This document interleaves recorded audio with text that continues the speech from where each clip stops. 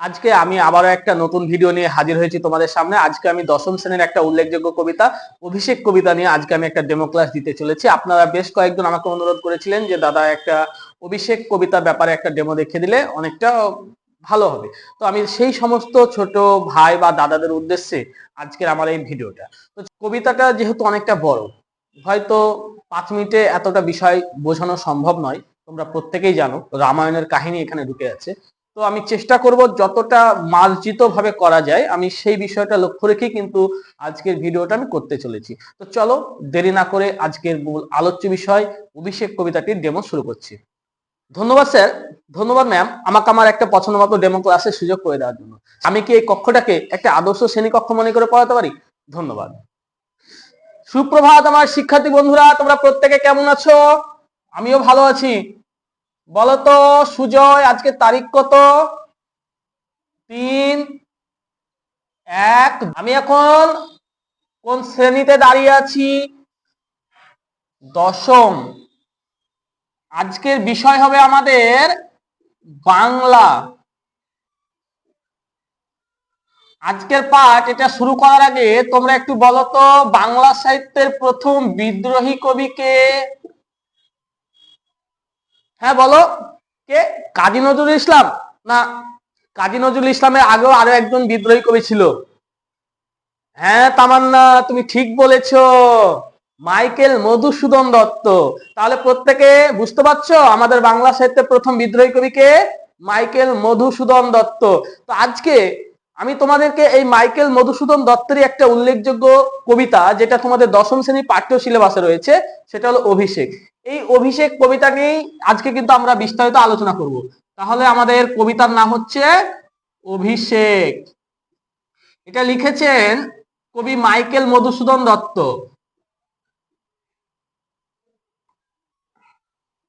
মেঘনাদ বধ কাব্য থেকে, এগুলো প্রত্যেকে খাতায় লিখে নিবে। মেঘনাদ বধ কাব্য থেকে, ঠিক আছে? এবার আমরা যেটা একটু মাথায় রাখবো সেটা হচ্ছে মেঘনাদ বধ কাব্যে টোটাল মানে 9টা রয়েছে।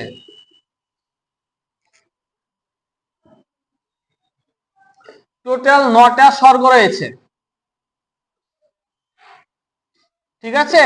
এই 9টা স্বর্গের মধ্যে প্রথম স্বর্গ যেটা, সেটা হচ্ছে অভিষেক। প্রথম স্বর্গ কি বললাম? অভিষেক, যেটা আমাদের আলোচ্য বিষয়। এটা প্রত্যেকে খাতায় একটু লিখে নেবে। এরপরে আমরা দেখব এই অভিষেক কবিতার মূল বিষয়বস্তুটা কি। দেখো, আমরা প্রত্যেকেই রামায়ণের কাহিনী ছোটবেলা থেকে শুনে এসেছি। রামায়ণের কাহিনীর মধ্যে কি রয়েছে? রাম, লক্ষ্মণ, সীতা, রাবণ, এগুলো তো নাকি? তো এইরকমই একটা ঘটনাকে সাক্ষী রেখেই কিন্তু মাইকেল মধুসূদন দত্ত তিনি আমাদের জন্য একটা খুব সুন্দর একটা কবিতা উপহার দিয়েছেন। তো সেই কবিতাতে আমরা প্রথমে দেখতে পাই মেঘনাদ। মেঘনাদ, মেঘনাদ বলতে আমরা সাধারণত বুঝে থাকি ইন্দ্রজিৎকে। এটা একটু প্রত্যেকে মাথায় রাখবে। কি বললাম? মেঘনাদ মানে ইন্দ্রজিৎ। তো এই মেঘনাদ ইতিমধ্যেই রামকে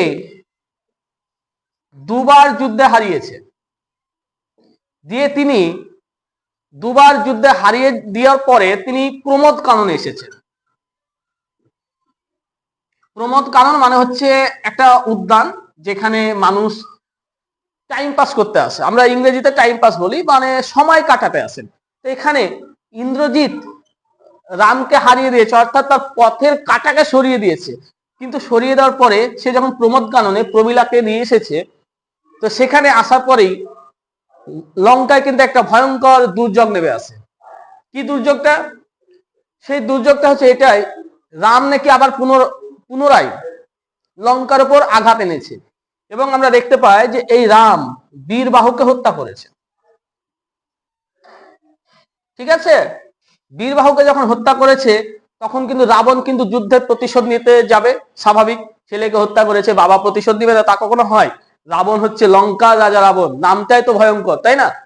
তো এখানে বীরবাহুকে হত্যা করার এই দুঃসংবাদে রাবণ পুরো ক্ষিপ্ত হয়ে গেছে, যেন পুরো লঙ্কা যেন থরথর করে কাঁপছে, যেন টলমল টলমল করছে, এইরকম একটা অবস্থা।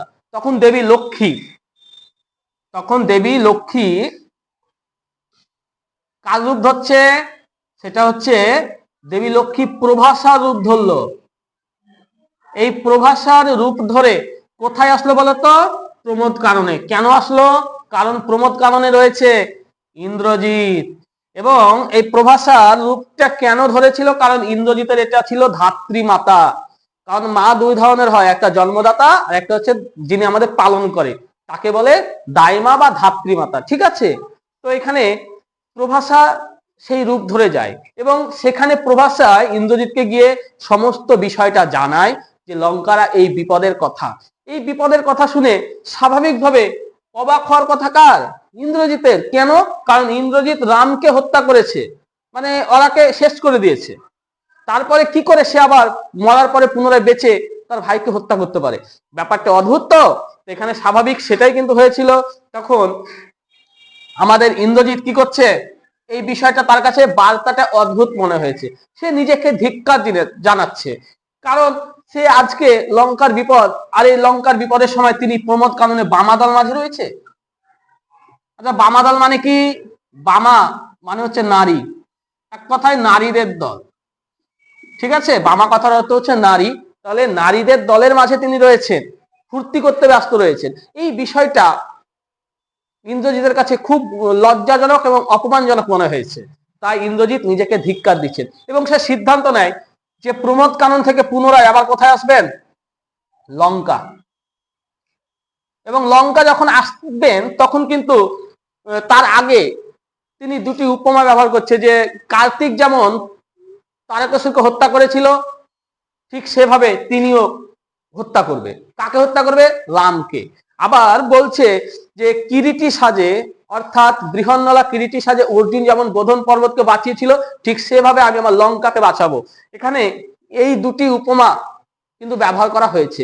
তারপরে আমরা দেখতে পাই যে প্রমোদ কানন থেকে তিনি রথে চাপার জন্য যাচ্ছেন, ঠিক এমন সময় প্রমীলা সুন্দরী তার হাত ধরে নেয়। প্রমীলাকে? প্রমীলা হচ্ছে ইন্দ্রজিতের স্ত্রী, এটা কিন্তু মাথায় রাখতে হবে। এবার প্রমীলা যখন হাতটা ধরে নিল, তখন স্বাভাবিকভাবে ইন্দ্রজিতের সঙ্গে সে যেতে চায়। ইন্দ্রজিৎ তাকে বলে, তোমার ভালোবাসা যতদিন আছে ততদিন আমার কোনো শত্রু আমাকে পরাজিত করতে পারবে না, বিদায় এবদেহ বিধিমুখী। এই বিদায় নিয়ে সে লঙ্কার উদ্দেশ্যে চলে আসে। লঙ্কাতে এসেই প্রথমেই রাবণের সঙ্গে তার দেখা, এবং রাবণের সঙ্গে বাপ ছেলের কথোপকথন হচ্ছে। এবং এখানে সে তার বাবাকে জিজ্ঞাসা করে, আমি যা ঘটনা শুনলাম এটা কি সত্য? বিষয়টা যাচাই করলো। তারপরে সে সব কথা বলে। তারপরে রাবণের কিন্তু ইতিমধ্যে চিন্তায় পড়ে গেছে। কেন?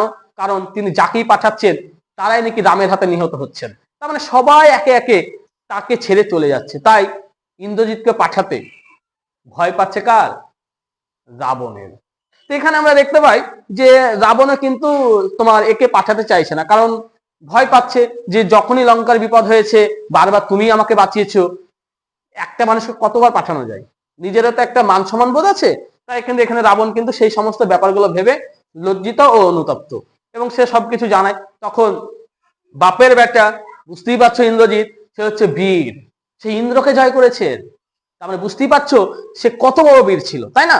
তাহলে এখানে রাবণের মনে সাহস জুগিয়ে সে কিন্তু যুদ্ধ করতে যাবে এবং সে বাবাকে কোনো মতে সে মানাবে। অবশেষে রাবণ বলে, ঠিক আছে, তুমি যখন ডিসিশন নিয়েই নিয়েছো, সিদ্ধান্ত যখন নিয়ে নিয়েছো, তো প্রভাতে যুঝিও বৎস রাঘবের সাথে। তার আগে তুমি ইষ্ট দেবতার পুজো করো। ইষ্ট দেবতা বলতে আমরা সাধারণত কি বুঝি? ইষ্ট দেবতা মানে হচ্ছে অগ্নি দেবতা, তাই না? ইষ্ট দেবতা সাঙ্গ করো বীর চূড়ামণি, তার মানে এখানে নিকুম্বিলা যজ্ঞ সাঙ্গ করতে বলছে। নিকুম্বিলা যজ্ঞ সাঙ্গ করলে ইন্দ্রজিতের ঐশ্বরিক ক্ষমতা আরো বেড়ে যাবে।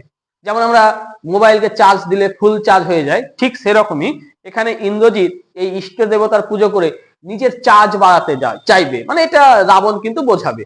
তারপরে আমরা দেখতে পাই যে প্রভাতে যুঝিয়ে বসে এতে কহিয়া রাজা গঙ্গার জল দিয়ে অভিষেক সম্পন্ন করলো। তাহলে এবার আমাদের প্রশ্ন হচ্ছে, এই যে অভিষেক, অভিষেক মানেটা কি? অভিষেক মানে হচ্ছে কেউ যখন কোনো নতুন দায়িত্ব বা পদে নিযুক্ত হয় তখন তার জন্য একটা অনুষ্ঠান করা হয়। সেই অনুষ্ঠানটাকে আমরা এক কথায় বলতে পারি অভিষেক। তাহলে বোঝা গেল এই কবিতার মূল বিষয়বস্তুটা কি? প্রত্যেকে বুঝতে পেরেছো? আচ্ছা, এই কবিতাটা যেহেতু অনেকটা বড়, আমরা এর পরবর্তী ক্লাসে এগুলো লাইন ধরে ধরে প্রত্যেকটা ব্যাখ্যা এবং শব্দার্থের মানেগুলো আলোচনা করবো। ঠিক আছে তো? আচ্ছা বেশ। যদি ভিডিওটা ভালো লাগে তাহলে অবশ্যই একটা লাইক, কমেন্টস ও বন্ধুদের মধ্যে শেয়ার করে দিবে। আর পরবর্তী তোমাদের কোন ভিডিও লাগবে সেটা অবশ্যই কমেন্ট করে জানাবে। আজকের মতো এটুকুই, দেখা হচ্ছে পরবর্তী কোনো ভিডিওতে। ধন্যবাদ।